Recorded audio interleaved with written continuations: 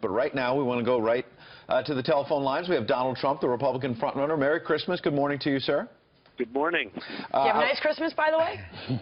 Yeah, it is. It was a great Christmas. It was really interesting, and it was beautiful. I love Christmas. Well, best wishes to you and your family. We want to get right to politics. There's a CNN poll out. Has you topping the field, 39%. Your closest competitor is Republican Senator Ted Cruz at 18%. And then we see you on social media over the last few days sending what really looks like a warning shot to both Bill and Hillary Clinton, saying and tweeting at one point, "Be careful." You said, Hillary, when you complain about a, quote, penchant for sexism, that was a charge she started it and leveled at you. Who are you referring to? I have great respect for women. Be careful. My question is, number one, are you already looking ahead to the general election with some of these poll numbers? And number two, do you really think Bill Clinton is fair game in this race? Well, to answer number two, yeah, I think he is fair game because his presidency was really considered to be very troubled, to put it mildly, because of all of the things that she's talking to me about. I mean, she's mentioning sexism. I actually turned her exact words. I don't know if you saw the following tweet, but I turned her exact words against her from that standpoint. And she's got to be careful. You know, it's got to be fair. And we all have to fight fairly, and we have to fight, you know, for the good of the country, for the good of the people, for the good of everybody. But we have to fight fairly. And she's playing the woman's card, and it's like, give me a break. And I've had so many women come up to me say, you've got to keep her out. She is just terrible. She's playing that woman's card left and right, and women are more upset about it than anybody else, including most men. So you're looking ahead to the general election then. You think you're so far ahead in the GOP nomination battle, you're ready to take Hillary Clinton on head on? No, I don't feel that I'm so far ahead. I'm doing well, but I never feel I'm so far ahead. I could be in a baseball game and be 10 runs up in the ninth inning, and I wouldn't feel I'm so far ahead. I never feel that. I feel that, you know, I'm against very capable people, and there were a lot, and there still are a lot. I guess a number have dropped out, but we were at 17 when this whole journey, this very beautiful journey started. And it's certainly been interesting for me because I've never done it before. I'm self-funding my own campaign, as you know, Ed. And you know, it's been very interesting to me to see. I'm dealing against a lot of very capable people, so I never consider it to be over. As Yogi said, it's not over until it's over, right? That's right, the great Yogi Berra. Mr. Trump, you mentioned the second tweet, which we'll put on the screen for our viewers to read. You tweeted on Saturday, Hillary Clinton has announced that she's letting her husband out to campaign, but he's demonstrated a penchant for sexism, so inappropriate. And a lot of conventional wisdom says that, well, Bill Clinton was popular, is popular amongst some. Do you sense a vulnerability there that other people in the mainstream media don't see? Well, you know, the penchant for sexism was exactly her words, and I just turned them, and I thought it was fine. And, yeah, I think that Bill Clinton was, you know, turned out to be a liability against Obama when they ran against each other, and I guess it was 2008. But he was absolutely, you know, I mean, you look at that whole campaign was a mess, and he said things that were very, very problematic and troublesome.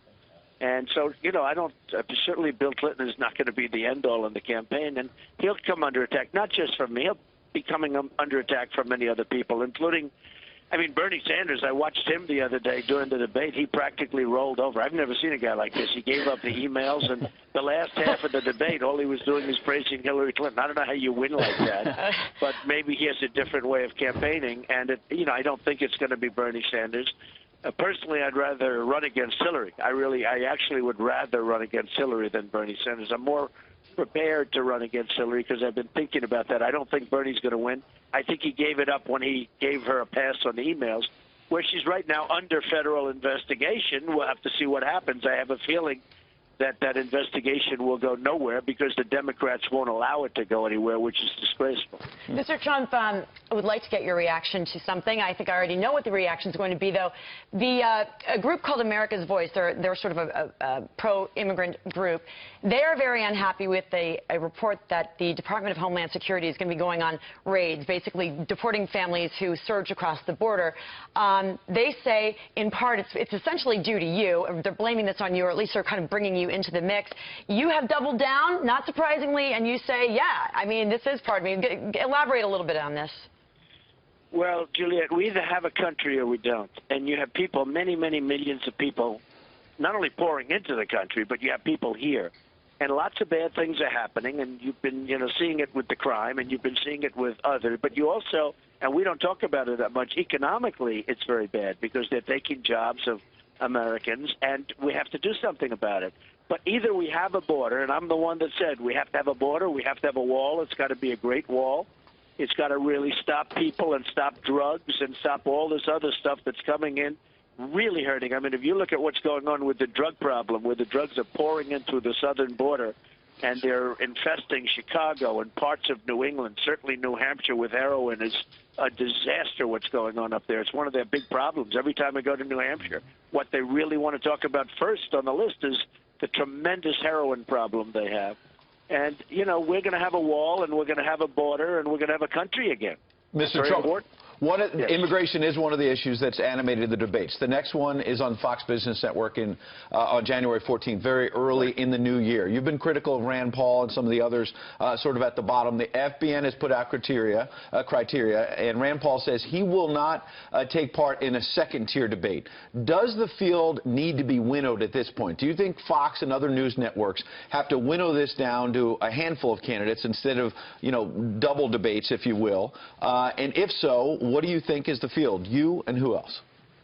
Well, I do think it'll be whittled down. I agree with Rand Paul. I wouldn't want to do that either. I wouldn't want to go up there. I mean, he's a United States senator, and, they call it all different names. They call it the child stage and the children's stage and, lots of very demeaning names. Now, I guess some things come out of it, but so far not much has come out of it. And I think that, frankly, it's very demeaning for a United States senator to be on a secondary stage, especially when he was really one of the front runners at the very beginning. I mean, I remember when I first entered the race, Rand Paul was close to leading the race, and now he's on that. So I would say that he is 100% right in not partaking in that. And so you think it should be winnowed, so what is the field? Oh, absolutely. I think it should be, well, ideally it should be down to 4 or 5 candidates. I don't want to really name the candidates because I think that would be inappropriate, but it should be down to 4 or 5 candidates, and we should be able to speak for longer periods. It was sort of interesting in the last debate. They said, okay, you have 30 seconds to talk about the economy,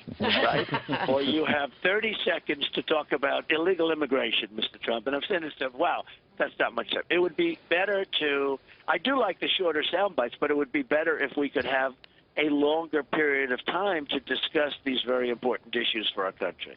And where do you think you are in Iowa right now? Because Ted Cruz believes he's on a surge and that he might capture Iowa, and then it would put more pressure on you to win New Hampshire, where, by the way, you'll be campaigning the next couple of days. Right. I'm up in New Hampshire. We're doing great there. We're doing great in Iowa. Poll just came out in Iowa where I'm 2 points up, as you saw yesterday. I think I'm doing really well in Iowa. I think we're going to have a lot of people voting maybe that have been caucusing that never did it before. And I think we've got a lot of, all I know is every time I make a speech, we have crowds that are many, many, many times bigger than anybody else. And, I've been hearing the commentators, including your network, where the question is, will those people come out and actually vote? I think they will, but, you don't know. Look, I have a very good bond and relationship to the people of Iowa.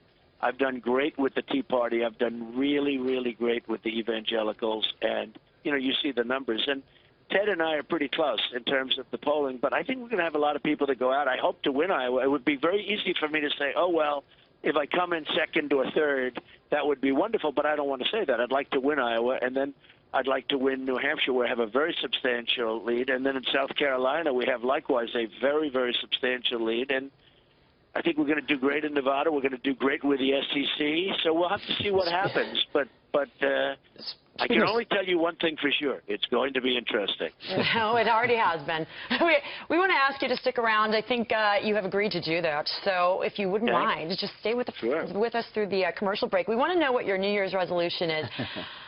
I can only imagine. I can't wait. Think about that. Make America great again, maybe? Is that could be one of them. But let's do an obscure one. That's about as good as it gets. Something that's not predictable. Something that's out there. We'd like to hear the out of the box.